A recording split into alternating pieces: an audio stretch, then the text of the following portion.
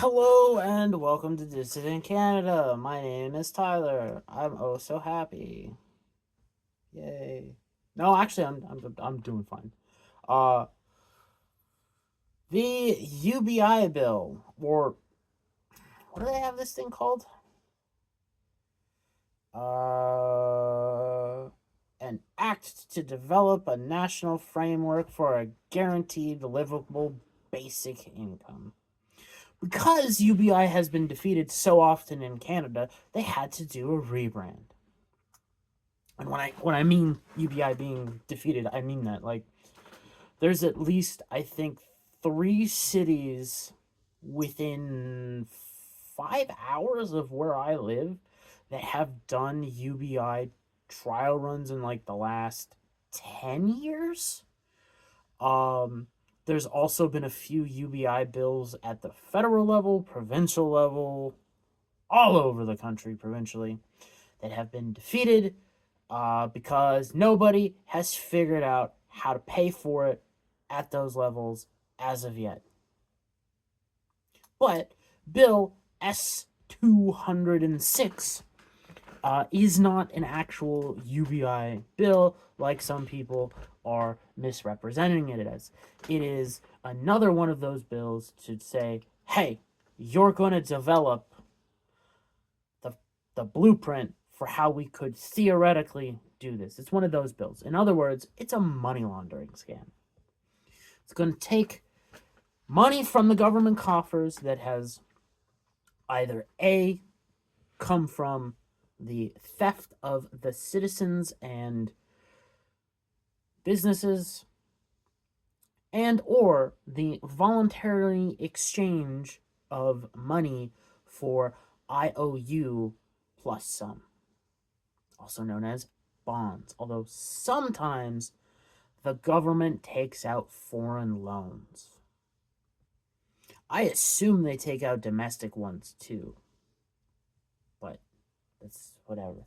So really all this bill is saying, hey, finance minister, you have to consult with basically all the other ministers that could possibly be involved in this, and indigenous elders as they are quoted in their indigenous governing bodies, and all the people in the provinces that you could possibly need to talk to. You have to talk to them and develop a workable plan for the, what do they call it? Guaranteed livable basic income.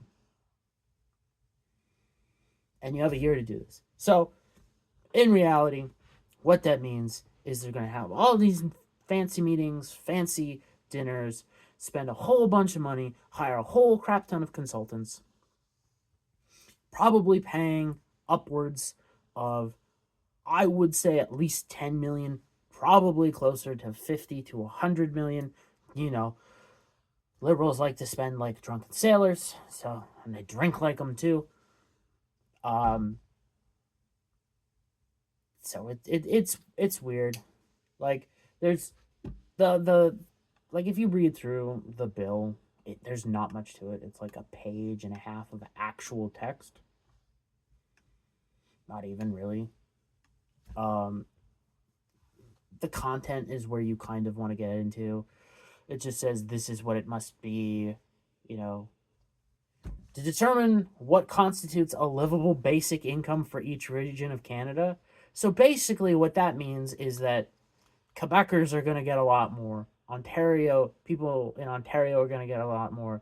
People in up north, I don't know how they would value that, but they'll probably say you get a lot more. People in like BC, nah. If you live out in the country, you get like nothing in comparison. Out east, that they'll probably juice the numbers because that's a liberal stronghold and you want to keep those peoples happy. Um, and then it goes into as well as the cost of those goods and services. Oh, that's something different.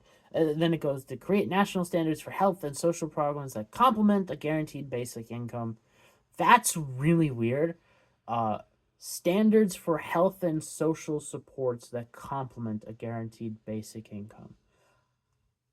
That could be a lot of things, and that's like, under Section 4B. That is a scary thing because, again, health and social supports that complement that, a basic income, could be almost anything. Like, that could be access to general health care, that could be access to insurance, um, like, you name it. Health is very not defined, like in the definition, not defined. Indigenous governing body, and fucking minister are defined, but health and social supports not defined. Um, C gets into to ensure that participation in education, training, or the labor market is not required in order to qualify. Basically, we're going to give handouts and try and buy votes. That's what that says. To ensure that the implementation of guaranteed livable basic income program does not result in a decrease in services or benefits meant to meet an individual's exceptional needs related to health or disability. Basically, they're not allowed to go pilfer other programs to make this work. That's what that says, in a very legal way of saying, hey, bitch, you can't go steal from CPP to fund this. That's all that says. And then, like, it ends with a report. Reports to Parliament. Blah, blah, blah, blah, blah. That doesn't really matter. So it's not all that big of a deal. Now, it is very much like the Open Banking Act thingies that I talked about last year and earlier and this year. You have to watch this like a hawk.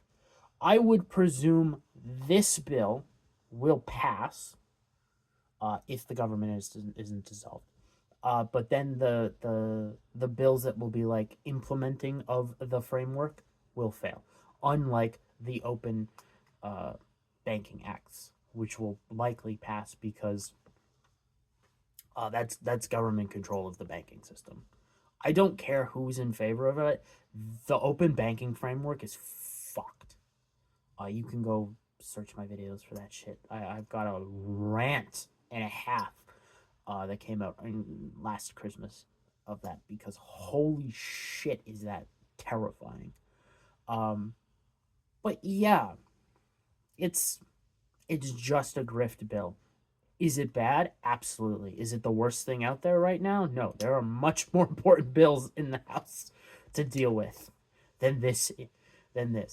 But it is worth looking at, and it is worth talking about guaranteed basic income, because people get things wrong about that, and it really depends on how it's paid for. But if you go back and everybody looks at, say, oh, hey, the United States gave out stimmy checks, and, inflation went through the roof. Sort of. The real problem there, okay, isn't that money was making it into the system. That was a halfway decent thing. Terrible way to go about it, don't get me wrong. But money flowing through the system is always good for the system, because the system likes that and needs that. M2 spiked, or M1 velocity spiked, which is always good. You want velocity to be high. The problem is, during COVID, you had a shortage of supplies for multiple reasons. Like, you just had stupid COVID policies that reduced productivity and production. That's there. You already had production problems and have had production problems since before 2008. And, the entire supply chain broke, yada, yada, yada, yada. So you had a lack of supply that meant insane prices on certain things, and, the secondary market went crazy. A very good example of this would be the whole craze with PlayStation 4s or laptops, where laptops just shot through the roof because manufacturers could not meet new demand because there was new unexpected demand. It wasn't so much, hey, we had so much money printing, because it really wasn't money printing, it was debt issuance that allowed that to happen, which and it's government debt issuance that allowed that to happen, would the effects it has on the economy is weird. It doesn't really increase inflation that much. It is inflationary, but it is not inflation. I'll explain this. Um, because what you do is you suck money out of the system at a high rate because banks purchase the bonds. That money, yes, goes to the government. Government wastes it and does dumb shit.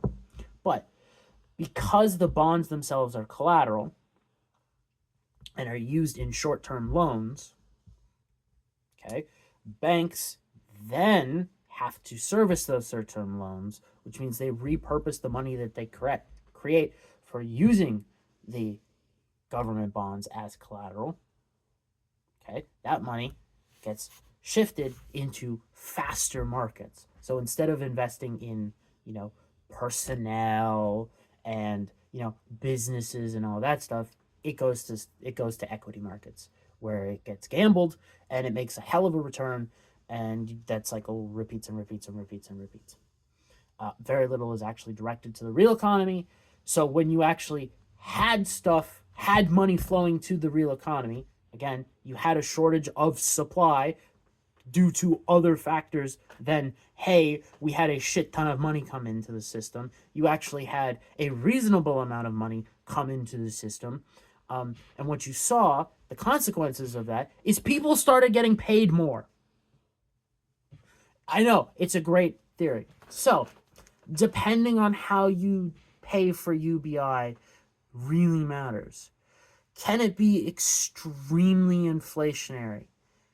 Absolutely. It can actually increase the word inflation. Some of it can be, like the Fed said, transitory.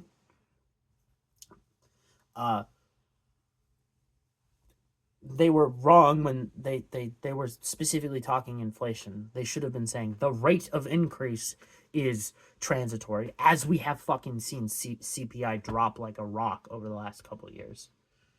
It's now back well with or within relative targets that they can start justifying rate cuts, which doesn't matter. They were always going to cut rates, even if CPI was coming in at 5%. They were going to have to cut. It's just how it is. But if you do the government debt scam, now you run the risk of running into sovereign debt crisis and spiking rates so that servicing the debt becomes more and more expensive, and then it eventually becomes infeasible. But up until that point, the inflation problem isn't so bad. The problem is year over year for like the last at least 30 years, productivity for real world goods has gone down for the most part. Yes, I understand when you're speaking in terms of farmers, yield has gone up for the most part. But the issue with that is more and more is being exported out of the country, and more is being controlled by supply management nonsense. So you end up with, again, supply problems. It's not specifically due to production, but it is supply problems. Government doing stupid shit, as always. Now, if you print the money, there is, in fact, the risk of inflation because now you have more money in the system. Absolutely. With no demand associated with its creation. But on the other side, if you were to pull up what is the Bank of Canada's money aggregates, or formerly known as E1 data, and you scroll down on the chart and you see the, like, you go from the line chart to like the actual numbers chart, and you look at where it says currency outside of banks. Almost entirely that is the cash in the system, because like all the digital cash is stored at some form of bank, and banks don't like to have cash on hand, which is why if you go to the bank and request money of a larger denomination for like the last 20 years, even before regulatory bills came into pass, you had to say, hey, I need, $25,000 cash. When can I get it? Like, you had to call your bank to get that. Like, you had to schedule money pickup. Sometimes they even give you a suitcase, which was cool. But that's how that works. All right. They don't like to have cash on hand, other than what is regulatory required in vault cash, and they store that separately from the operating cash that they have to have.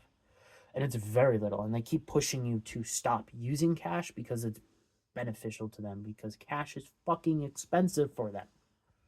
Like, you have to have vaults and security and like transportation of that shit. It's expensive. Go try and get a quote for like a Brinks truck. It's not cheap, and it's only getting more expensive. The reason you should use cash is not because you have more control over it. The reason you should have cash is because banks don't want you to, and fuck banks, and fuck bankers. But we get back to the system, back to the topic at hand. If you were to print the money, the relative value of the dollar would likely go down. Yes. How much? Unknown. But if you were to print the money, you would give the reason for the Bank of Canada to higher interest rates, which would then allow money to be sucked into Canada. You wouldn't, the carry trade would collapse. The dollar would start to spike. So your value would go up. All right? Likelihood. But what I'm getting at is that the amount of money in the system that would be indestructible would be larger. And because you're giving it to people and they haven't earned it, they're going to fucking spend it on something. All right? Now, is that all going to get eventually sucked into asset classes? Yes. That is how the system works at the moment. So asset classes are definitely going to go up. But money will start to flow through the system again, and you will see demand spike, but then probably normalize. Okay? So what you'll have is Canada will become a consumer market more so than it is. Wages will likely spike, again, because money is correctly flowing through the system so debt can be properly serviced, or serviced better. All right, all those struggling industries, the service industries, might start to come back. Hard to tell. You'll definitely get a spike in prices, but again, that's a demand thing. Like, you'll see an increase of demand, not so much just, hey, the commodity has increased, because depending on what it is, the rate of increase of the actual money supply will be probably lower than the increase of the monetary supply of the Canadian dollar due to, say, a carry trade that happens. I still think, again, this is a horrible idea, but it's not all doom and gloom. Like, you have to think through how the crazy, stupid debt system works and how money flows. I know I was painting a relatively good picture there. I'm still absolutely against this, all right? But, like, in the short, medium term, it fixes some problems, and it sets up policy positions that then allow money to be sucked into Canada instead of sucked out.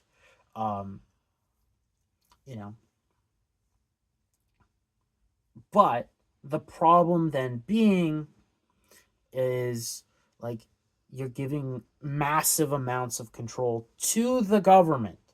Like, if you start giving people $2,000 a month, let's just say it's $2,000, all right? Whoever receives that money will treat that as free money, all right? And will not most likely save it or invest it or, whatever with it. It will be their dependency will become upon it. They'll think of it like their paycheck. So if they're making, again, $2,000 a month now, and then you give them 2,000, they have $4,000 a month. Their lifestyle will go to the $4,000 a month lifestyle of whatever they deem. And if you consider that with the younger generations, they're not saving because they don't really see the point, or they can't afford it. Like, they'll continue to rack up credit card debt and be reckless, because they learned the fucking lesson from '08, which was, if everybody's gonna get a fucking bailout, why am I acting responsible? All right, if the system breaks in such a way where the consumer debt is a multi-trillion-dollar risk to the system with systemic contagion effects, the government will fucking step in and bail that shit out. Plus, if you really look at the consequences of, say, racking up of multiple credit cards, for example, okay, you'll take a hit to your credit score, sure, but if you're a young person, why would you fucking care? You already can't fucking afford a house, and that's the main thing that you're gonna do that for. You already don't qualify for a fucking business loan.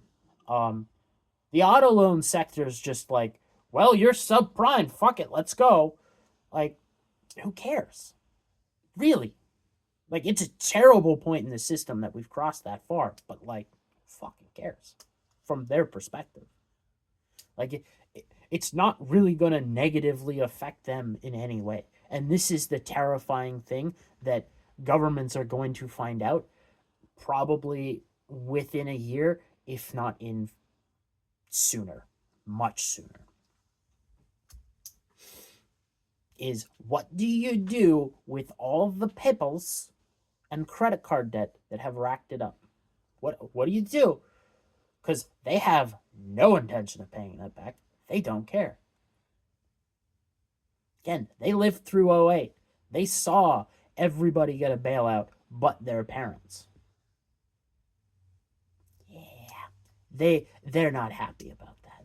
They could watch the system burn from their front lawn and drink not even like a lemonade, because they can't afford that, but like cucumber water, because that's as close as they can get to a lemonade that they could afford. Anyways, the bill really isn't all that much. It's another money laundering bill. It's bad. It's one of those things where you gotta watch it, see what comes out of it once it passes in a year, when they're like, here's the framework. This is what this is. We conclude this isn't really feasible because rah, rah, rah, rah. Liberal nonsense. It's how UBI always works. At least in Canada. They do a test site here and there, and they're like, it didn't work. What do we do? It didn't change the voters' minds. We didn't buy votes. Like,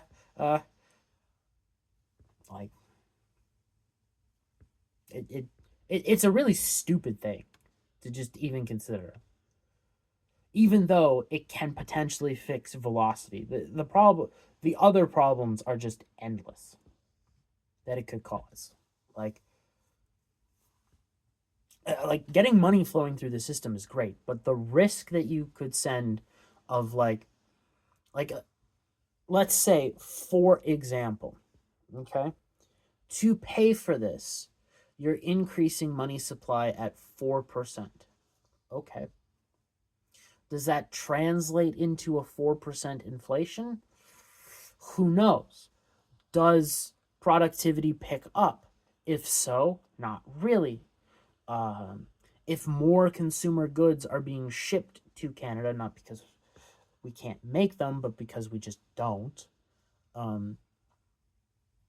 do prices stay the same? Because again, like if you go to the example of the PlayStation 4 or laptops with COVID, the price spikes wasn't because more money entered the system. It's or like your classic inflation theory. It was they just couldn't get the goods to you fast enough. So you saw like the price of getting something to a customer in a relatively fast fashion spike. Like you saw shipping costs spike because everything in the supply chain was fucked. But like you also had, especially when it comes to electronics, you had a supply block because you can only make so many fucking chips on a goddamn wafer, and you can only make so many fucking wafers in a fab. You have to build more fabs, which takes years to bring a fab online to full capacity. Like, what is it? The Arizona TSMC fab,